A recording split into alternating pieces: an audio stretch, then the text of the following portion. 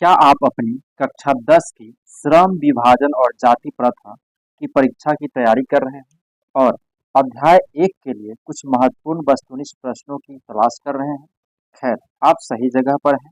इस वीडियो में हम कुछ बहुत ही महत्वपूर्ण वस्तुनिष्ठ प्रश्नों को शामिल करेंगे जो 2025 में आपकी परीक्षा में आने की संभावना है। तो चलिए शुरू करते हैं। क्वेश्चन नंबर 1 कहता है, श्रम विभाजन श्रम विभाजन और जाति प्रथा के लेखक कौन है? श्रम विभाजन और जाति प्रथा के लेखक कौन है? इसका ऑप्शन हो जाएगा ए भीमराव अंबेडकर। इसका ऑप्शन ए हो जाएगा भीमराव अंबेडकर। अब हम देखेंगे क्वेश्चन नंबर 2 कहता है, क्वेश्चन नंबर 2, बाबा साहब भीमराव अंबेडकर का जन्म कब हुआ था? बाबा साहब भीमराव अंबेडकर का जन्म कब हुआ था? तो 14 अप्रैल 1891 का। इसका ऑप्शन ए हो जाएगा 14 अप्रैल 1891 ईस्वी में। अब हम देखेंगे क्वेश्चन नंबर 3 कहता है, बाबा साहब भीमराव अंबेडकर जन्म किस राज्य में हुआ? बाबा साहब भीमराव अंबेडकर का जन्म किस राज्य में हुआ?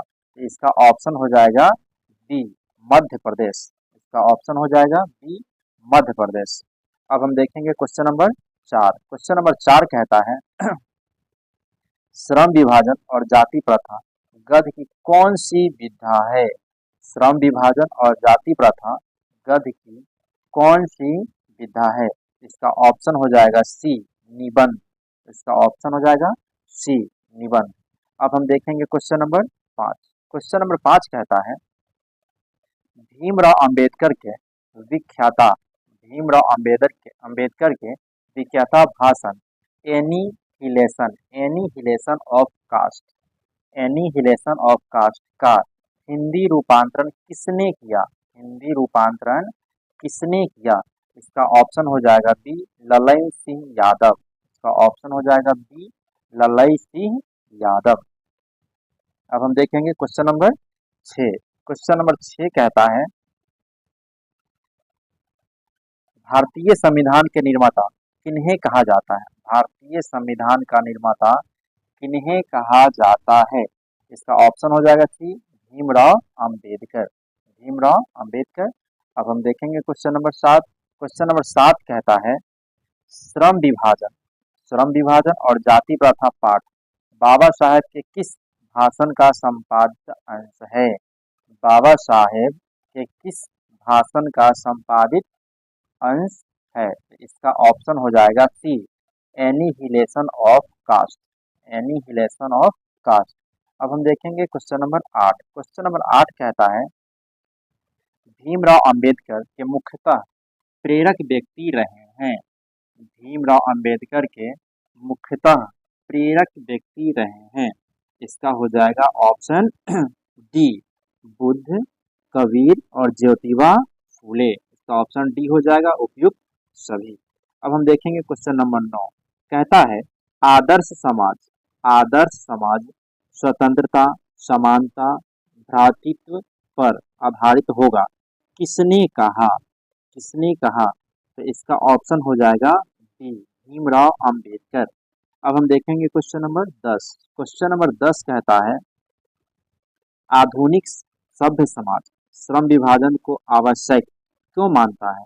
आधुनिक सभ्य समाज श्रम विभाजन को आवश्यक क्यों मानता है? इसका ऑप्शन हो जाएगा ए कार्य कुशलता के लिए। इसका ऑप्शन ए हो जाएगा कार्य कुशलता के लिए। अब हम देखेंगे क्वेश्चन नंबर 11 कहता है, भारत में बेरोजगारी का मुख्य कारण है। भारत में बेरोजगारी का मुख्य कारण है। तो भारत में बेरोजगारी का मुख्य कारण है जाति प्रथा। इसका ऑप्शन हो जाएगा ए।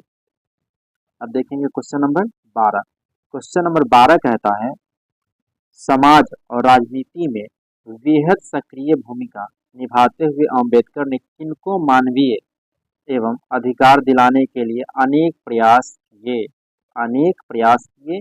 तो उन्होंने अछूतों के लिए, स्त्रियों के लिए और मजदूरों, इन तीनों के लिए, अर्थात इसका ऑप्शन हो जाएगा डी उपयुक्त सभी के लिए। अब हम देखेंगे क्वेश्चन नंबर 13 कहता है, संविधान निर्माता अंबेडकर के अनुसार आदर्श समाज किस पर आधारित होना चाहिए? आदर्श समाज किस पर आधारित होना चाहिए?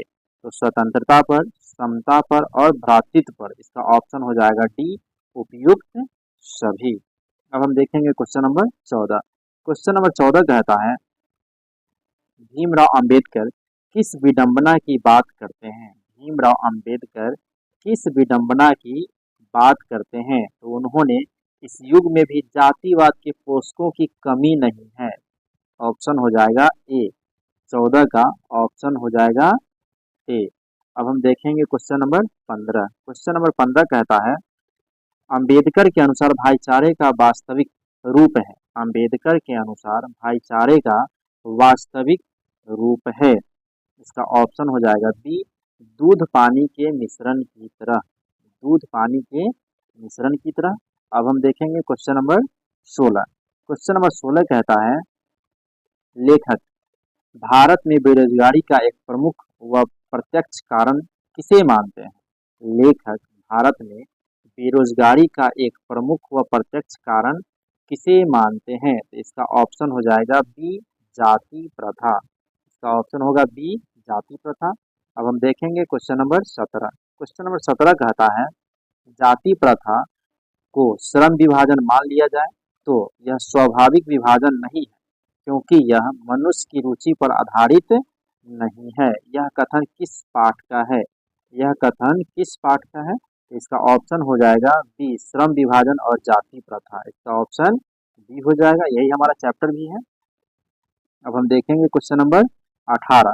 क्वेश्चन नंबर 18 कहता है, जाति प्रथा पेशे का दोषपूर्ण पूर्व निर्धारण ही नहीं करती, बल्कि मनुष्य को जीवन भर के लिए एक पेशे में बांध भी देती है। प्रस्तुत गद्यांश के रचनाकार हैं। इसका ऑप्शन हो जाएगा D, Bhimrao Ambedkar.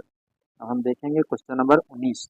Question number 19 कहता है, यह विडंबना की बात है। यह विडंबना की बात है कि इस युग में भी जातिवाद के पोषकों की कमी नहीं है। यह कथन किस पाठ का है? यह कथन श्रम विभाजन और जाति प्रथा का है। अब हम देखेंगे क्वेश्चन नंबर 20। क्वेश्चन नंबर 20 कहता है, जाति प्रथा का श्रम विभाजन मनुष्य की स्वेच्छा पर निर्भर नहीं रहता। मनुष्य की व्यक्तिगत भावना तथा व्यक्तिगत रुचि का इसमें कोई स्थान अथवा महत्व नहीं रहता। प्रस्तुत गद्यांश किस पाठ से उद्धृत है? तो इसका हो जाएगा सी, श्रम विभाजन और जाति प्रथा। ऑप्शन सी हो जाएगा। अब हम देखेंगे क्वेश्चन नंबर 21।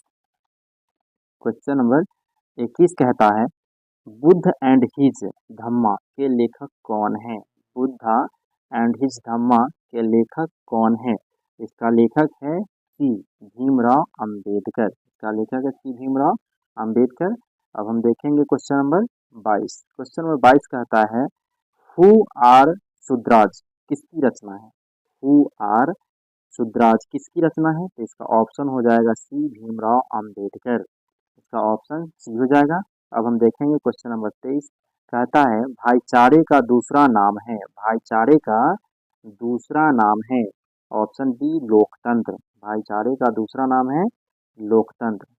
अब हम देखेंगे क्वेश्चन नंबर 24। क्वेश्चन नंबर 24 कहता है, अंबेडकर ने किनको मानवीय अधिकार व सम्मान दिलाने के लिए अधिक संघर्ष किया? अंबेडकर ने किनको मानवीय अधिकार व सम्मान दिलाने के लिए अधिक संघर्ष किया? तो अछूतों, स्त्रियों, मजदूरों। इसका उपयुक्त सभी के लिए। ऑप्शन हो जाएगा इसका डी। अब हम देखेंगे क्वेश्चन नंबर 25। क्वेश्चन नंबर 25 कहता है, किनके प्रोत्साहन पर अंबेडकर उच्चतर शिक्षा के लिए न्यूयॉर्क गए? किनके प्रोत्साहन पर अंबेडकर उच्चतर शिक्षा के लिए न्यूयॉर्क गए? इसका ऑप्शन हो जाएगा ए, बड़ोदरा नरेश। बड़ोदरा नरेश। अब क्वेश्चन नंबर 26। क्वेश्चन नंबर 26 कहता है, द कास्ट इन इंडिया किसके द्वारा लिखा गया? द कास्ट इन इंडिया किसके द्वारा लिखा गया? ऑप्शन हो जाएगा बी, भीमराव अंबेडकर। इसका ऑप्शन बी हो जाएगा। अब हम देखेंगे क्वेश्चन नंबर 27। क्वेश्चन नंबर 27 कहता है, भारत सरकार के कल्याण मंत्रालय से बाबा साहेब अंबेडकर संपूर्ण वाड्यम कितने खंडों में प्रकाशित हो चुका है? तो ये इसका ऑप्शन हो जाएगा सी 21। 21 खंडों में यह प्रकाशित हो चुका है। अब हम देखेंगे क्वेश्चन नंबर 28। क्वेश्चन नंबर 28 कहता है श्रम विभाजन और जाति प्रथा भाषण लाहौर के किस वार्षिक सम्मेलन के लिए तैयार किया गया था? श्रम विभाजन और जाति प्रथा भाषण लाहौर के किस वार्षिक सम्मेलन के लिए तैयार किया गया था? तो इसका ऑप्शन हो जाएगा ए 1936। 1936। अब देखेंगे क्वेश्चन नंबर 29। क्वेश्चन नंबर 29 कहता है इस युग में भी जातिवाद के पोषकों की कमी नहीं है। इस युग में भी जातिवाद के पोषकों की कमी नहीं है। लेखक के अनुसार यह कैसी बात है? लेखक के अनुसार यह कैसी बात है? विडंबना की बात है। इसका ऑप्शन हो जाएगा बी। ऑप्शन बी हो जाएगा। अब हम देखेंगे क्वेश्चन नंबर 30 कहता है बाबा साहब भीमराव अम्बेडकर का निधन हुआ। बाबा साहब भीमराव अम्बेडकर का निधन हुआ 1956 को। इसका ऑप्शन हो जाएगा सी। अब हम देखेंगे क्वेश्चन नंबर 1 कहता है महू मध्य प्रदेश किनका जन्म स्थान है? महू मध्य प्रदेश किनका जन्म स्थान है? तो इसका ऑप्शन हो जाएगा ए भीमराव अम्बेडकर। अब हम देखेंगे क्वेश्चन नंबर 32 कहता है देयर मैग्निज्म किनकी कृति है? देयर मैग्निज्म किनकी कृति है? ये हो जाएगा option D. Option D Bhimrao Ambedkar का। अब क्वेश्चन नंबर 33 कहता है विडंबना का अर्थ है। विडंबना का अर्थ है ऑप्शन सी उपहास। इसका ऑप्शन सी हो जाएगा उपहास। Question number 34। क्वेश्चन नंबर 34 कहता है भारत में जाति प्रथा का मुख्य कारण क्या है? भारत में जाति प्रथा का मुख्य कारण क्या है? बेरोजगारी। ऑप्शन ए हो जाएगा इसका। ऑप्शन ए हो जाएगा। अब हम देखेंगे क्वेश्चन नंबर 35। क्वेश्चन नंबर 35 कहता है मानव मुक्ति के पुरोधा किसे कहा गया है? मानव मुक्ति के पुरोधा किसे कहा गया है? ऑप्शन सी भीमराव अंबेडकर को। अब हम देखेंगे क्वेश्चन नंबर 36। क्वेश्चन नंबर 36 कहता है जाति प्रथा स्वाभाविक विभाजन नहीं है क्यों? जाति प्रथा स्वाभाविक विभाजन नहीं है क्यों? इसका ऑप्शन होगा डी क्योंकि यह रुचि पर आधारित नहीं होने के कारण। रुचि पर आधारित नहीं होने के कारण जाति प्रथा स्वाभाविक विभाजन नहीं है।